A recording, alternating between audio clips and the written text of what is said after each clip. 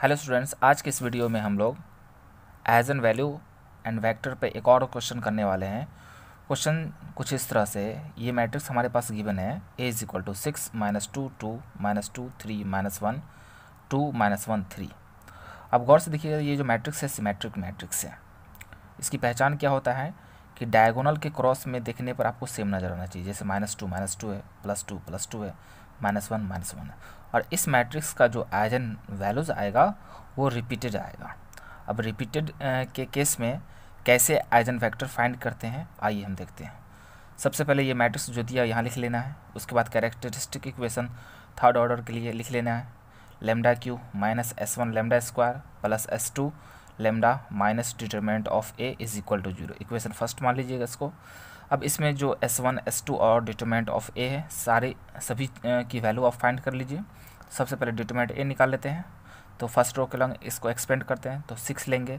6 जिस रो में उसको डिलीट करेंगे, जिस कॉलम में उसको डिलीट करेंगे, तो क्या बचेगा, ये सेकेंड ऑर्डर का डिटरमिनेंट। इसको ब्रेक करते हैं, 3 3 जा 9, 3 को 3 से मल्टीप्लाई कीजिए 9 मिलेगा, बीच में माइनस दीजिएगा और -1 को -1 से मल्टीप्लाई कीजिएगा तो +1 मिलेगा, ठीक है ना। और उसके बाद यहाँ पे माइनस होता है, ऑलरेडी ये माइनस में है तो माइनस माइनस +2 हो जाएगा। और ये जिस रो में है उसको डिलीट कीजिए और जिस कॉलम में उसको डिलीट कीजिए, तो क्या मिलेगा हमको, ये 4 एलिमेंट मिलेगा। इससे हम सेकेंड ऑर्डर का डिटरमिनेंट को ब्रेक करेंगे। 3 2 जा 3 को -2 से मल्टीप्लाई करेंगे तो -6 मिलेगा और यहाँ पे माइनस का सिंबल देंगे, लेकिन यहाँ पे माइनस ऑलरेडी है तो माइनस माइनस प्लस हो जाएगा और 2 को 1 से मल्टीप्लाई करेंगे 2 मिलेगा, ठीक है। उसके बाद ये +2 आएगा, ठीक है। अब ये जिस रो में उसको डिलीट करेंगे, जिस कॉलम में उसको डिलीट कर देंगे, तो ये 4 एलिमेंट मिलेगा। अब इससे सेकेंड ऑर्डर का डिटरमिनेंट को ब्रेक करेंगे हम लोग, तो -1 को -2 से तो +2 मिलेगा और फार्मूला का माइनस देंगे यहाँ, और 2 को 3 से तो 6 मिलेगा, ठीक है। 9 - 1 8 मिलेगा, -6 + 2 -4, 2 - 6 -4 मिलेगा, ठीक है ना।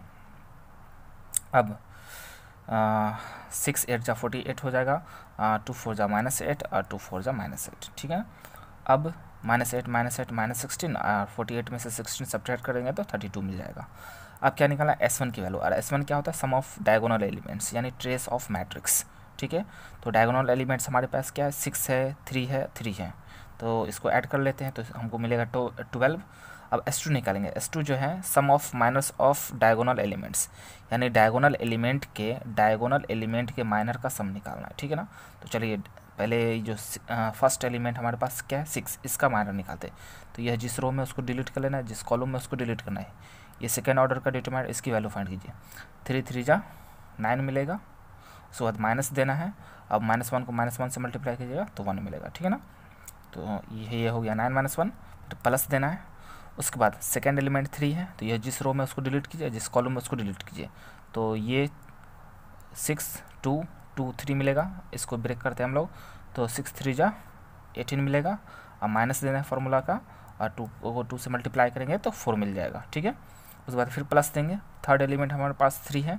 अब यह जिस रो में उसको डिलीट करना है, जिस कॉलम में उसको डिलीट करना है, तो ये 4 एलिमेंट मिलेगा। इससे ब्रेक कीजिए सेकेंड ऑर्डर का डिटरमिनेंट, तो 6 3 जा 18 और माइनस देना है, और -2 को -2 से तो +4 मिल जाएगा, ठीक है।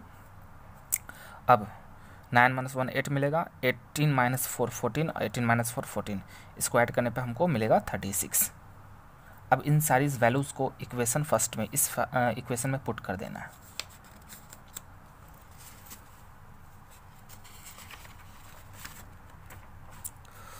पुट करने पे हमको कुछ इस तरह से इक्वेशन मिलेगा, lambda cube -12 lambda square plus 36 lambda -32 equal to 0।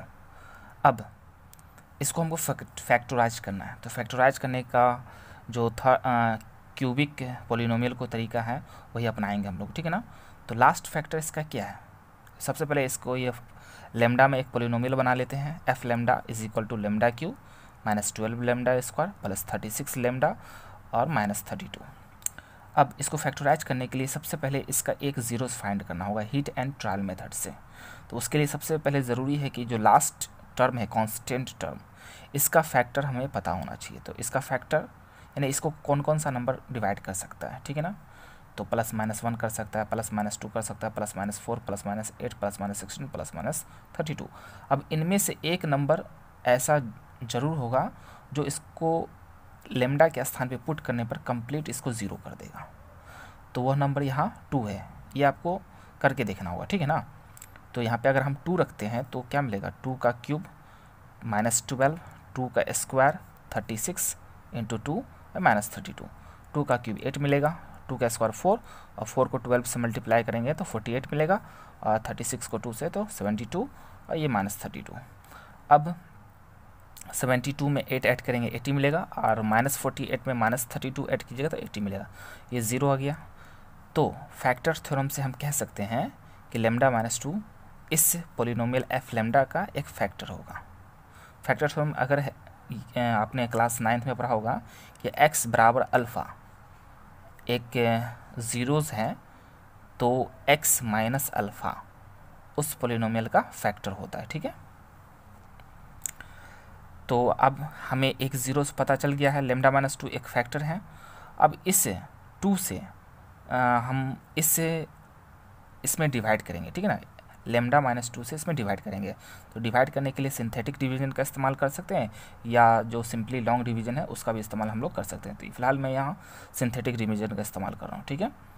तो सबसे पहले आपको क्या करना है, इस तरह से कॉलम स्ट्रक्चर बना लेना है आपको, ठीक है। और इस यहाँ जो आपको लिखना है इस पोलिनोमियल का कोफिशिएंट्स लिखना है। जैसे लैम्डा क्यूब का जो कोफिशिएंट है 1 है, उसके बाद लैम्डा स्क्वायर का -12 है, और लैम्डा का 36 है, और लास्ट में -32 है, ठीक है। उसके बाद कि ज़ीरोज़ हमारे पास क्या है 2, तो यहाँ 2 लिख लेंगे, यानी λ-2 है ना, इससे डिवाइड करना है तो इसको 0 के बराबर करें तो यहाँ से लैम्डा की वैल्यू क्या मिलेगी, 2 मिलेगी ना, तो उसको यहाँ लिख लेना है, ठीक है। अब यहाँ पे आपको 0 लिखना है, और 1 में 0 को ऐड करेंगे तो 1 मिलेगा। अब इसको इससे मल्टीप्लाई कीजिए, तो 2 को 1 से मल्टीप्लाई करेंगे 2 मिलेगा, जो मिलता है उसको यहाँ लिखना है, ठीक है ना। अब -12 अब +2 क्या मिलेगा हमको, -10 मिलेगा, ठीक है। अब -10 को 2 से मल्टीप्लाई कीजिए तो -20, और इसमें 36 में से -20 जाएगा तो +16, और फिर 2 से इसमें मल्टीप्लाई कीजिए 32 आएगा, यहाँ लिखिए, ठीक है ना। -32 और +32 ये मिल जाएगा हमको 0, ये होगा रिमाइंडर। और रिमाइंडर 0 आया, यहाँ पे रिमाइंडर 0 ही आना चाहिए और कुछ नहीं, क्योंकि इसका फैक्टर है तो पूरा पूरा डिवाइड करेगा ना। अब इसकी ये जो कोफिशिएंट्स हमको नज़र आ रहे हैं इससे क्वाड्रेटिक पोलिनोमियल या इक्वेशन हम तैयार करेंगे, ठीक है ना। तो इसमें सबसे पहले इसमें जो भी कुछ है उसमें लैम्डा स्क्वायर से मल्टीप्लाई कीजिएगा, ठीक है ना। तो 1 में लैम्डा स्क्वायर से मल्टीप्लाई करेंगे लैम्डा स्क्वायर, और उसके बाद से लैम्डा में अगला जो नंबर है -10 इसमें लैम्डा से मल्टीप्लाई कीजिए, तो -10 लैम्डा, और ये कांस्टेंट टर्म रह जाएगा, ठीक है, इक्वल टू 0। अब इसको फैक्टराइज कीजिए, तो यहाँ पे क्या है 1 है, यहाँ पे 16 है, तो 1 × 16 क्या मिलेगा हमको, 16 मिलेगा। अब 16 को लिखने का तरीका, ये दोनों तो ऐड या सब्ट्रैक्ट करने पर मिडिल टर्म तो नहीं मिल रहा है, तो हम क्या करेंगे 8 × 2 16 होता है, और 8 + 2 10 हो जाता है, और चूँकि यहाँ पे -10 है इसलिए दोनों में आप माइनस लगा लो। अब इस दोनों में लैम्डा लगा करके यहाँ पर आपको फिलहाल यहाँ पर लिख लेना है, ठीक है। तो लैम्डा स्क्वायर -8 लैम्डा और -2 लैम्डा और +16 = 0, ठीक है। अब इस दोनों टर्म में से लैम्डा कॉमन कर लीजिए, तो लैम्डा कॉमन कीजिएगा तो लैम्डा -8, और इस दोनों में से -2 कॉमन कीजिए तो लैम्डा -8 मिलेगा। अब दोनों में से लैम्डा -8 कॉमन कर लीजिएगा तो लैम्डा -2 = 0। यहाँ से हमें वैल्यूज़ मिल जाएगी लैम्डा की, लैम्डा = 8, लैम्डा = 2, और एक 0 तो हमारे पास पहले ही था ना 2 यहाँ से, तो इसलिए आइजन वैल्यूज़ जो हमारे पास है वो 8 2 2। अब देख सकते हैं यहाँ पे 2 क्या है, रिपीट कर रहा है। तो जब भी मैट्रिक्स आपको सिमेट्रिक होगा तो उस केस में आइजन वैल्यू रिपीट करेगा। अब इसके आइजन फैक्टर को निकालना सीखेंगे हम लोग, आइए। तो चलिए आइजन फैक्टर के लिए फिर इस इक्वेशन को लेके चलेंगे, a - λI × x = 0। अब a - λI निकालने के लिए क्या करना है, मैट्रिक्स में से डायगोनल एलिमेंट जो है उसमें सिंपली लैम्डा को सब्ट्रैक्ट कर लेना है, ठीक है। चलिए अब जो फर्स्ट वैल्यूज़ है अपने पास 8 लैम्डा की वैल्यू, इसको इसमें पुट करते हैं, तो 6 - 8 क्या मिलेगा, -2 मिलेगा। बाकी सब रिमेनिंग सेम रहेगा, 3 - 8 मिलेगा -5, और 3 - 8 -5, बाकी रिमेनिंग एलिमेंट सेम रहेगा, ठीक है ना। अब इसको क्रैमर्स रूल से हम R1 के लॉन्ग एक्सपेंड करेंगे, वैल्यूज़ फाइंड करेंगे x y z की। तो सबसे पहले x y लिख लेना है, -y लिख लेना है, और z लिख लेना है, ठीक है ना। उसके बाद x के बाय में क्या देना है, तो ये फर्स्ट एलिमेंट है, R1 के लॉन्ग कर रहे हैं तो फर्स्ट एलिमेंट जिस रो में उसको डिलीट करना है, जिस कॉलम में उसको डिलीट करना है। तो ये 4 एलिमेंट मिला, -5 -1 -1 -5, इसको यहाँ इस तरह से लिख लेना है, ठीक है ना। उसके बाद सेकेंड एलिमेंट जिस रो में उसको डिलीट कीजिए, जिस कॉलम में उसको डिलीट कीजिए, और बचे हुए एलिमेंट से सेकेंड ऑर्डर का डिटरमिनेंट तैयार कर लीजिए। तो -2 -1 2 -5, ठीक है। अब थर्ड एलिमेंट जिस रो में उसको डिलीट कीजिए, जिस कॉलम में है उसको डिलीट कीजिए, बचे हुए एलिमेंट से आपको सेकेंड ऑर्डर का डिटरमिनेंट तैयार करना है। तो -2 -5 2 -1, ठीक है। अब इसको ब्रेक कीजिए, तो -5 को -5 से तो +25 मिलेगा, और माइनस देंगे फार्मूला का, और -1 को -1 से तो +1 मिलेगा, ठीक है ना। और यहाँ पे माइनस इसलिए प्लस माइनस -1 हो रहेगा, ठीक है। उसके बाद -y बाई -5 को 2 से -5 को -2 से तो +10 मिलेगा, और माइनस फार्मूला का होता है, लेकिन यहाँ पे माइनस है तो माइनस माइनस प्लस होगा, और 2 को 1 से मल्टीप्लाई कीजिएगा तो 2 मिलेगा, ठीक है ना।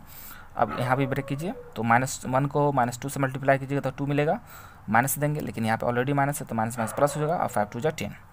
अब इसको सब्ट्रैक्ट कीजिए तो x/24, यहाँ पे 10 + 2 12 मिलेगा, ऊपर इस माइनस को नीचे लेके आ जाइए तो -12 हो जाएगा, z/12, ठीक है ना।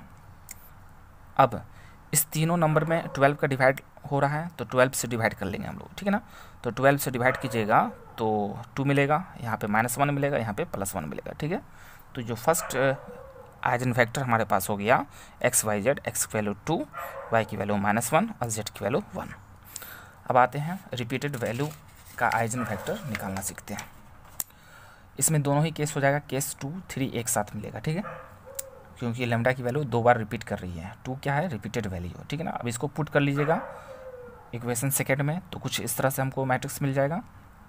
अब देखिएगा, गौर से देखिएगा, तो ये तीनों जो कोफिशिएंट है एक दूसरे के प्रोपोर्शनल है, मतलब कि तीनों इक्वेशन सेम ही रहेगा। तो इस केस में हम क्या करेंगे, जब ऐसा हमको नज़र आए तो इसको 2 को कंप्लीट 0, किसी भी 2 को कंप्लीट 0 कर लीजिए, ठीक है ना। तो अगर हम R1 में ऑपरेशन अप्लाई करें -2 R3, यानी कि इसमें 2 से मल्टीप्लाई करें और इसमें से घटा दें, 2 2 जा 4 4 - 4 0, उसी तरह से ये कंप्लीट 0 हो जाए। उसमें से फिर R2 में अगर R3 को ऐड कर दें, -2 + 2 0, सारे एलिमेंट इसी तरह से 0 हैं, तो R1 और R2 कंप्लीट 0 मिल जाएगा। तो थर्ड रो से काम कीजिए, थर्ड रो फर्स्ट कॉलम में मल्टीप्लाई कीजिए, तो 2x - y + z = 0, ठीक है। इक्वेशन इसको थर्ड मान लीजिए। अब हमें आइजन वेक्टर्स का निकालना है, तो सबसे पहले क्या करना है कि x की वैल्यू 0 पुट कर लेना है इस इक्वेशन में।